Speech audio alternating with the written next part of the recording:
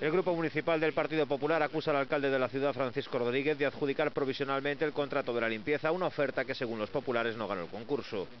A UTE ganadora é a mesma, non? A que compoñen 3 empresas, pero dende logo o grave deste asunto, por a inseguridade xurídica que ten, pois é que a oferta a cal lle foi adjudicada este contrato en comisión de goberno non é definitivamente a que vai a ganar este concurso.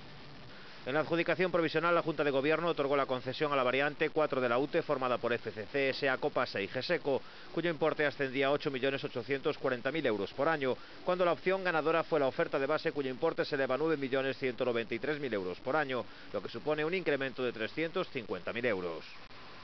Que este contrato, o definitivo, vai costar aos ciudadanos de Ourense 700 millóns de pesetas máis ao finalizar o tempo do contrato da empresa adjudicataria.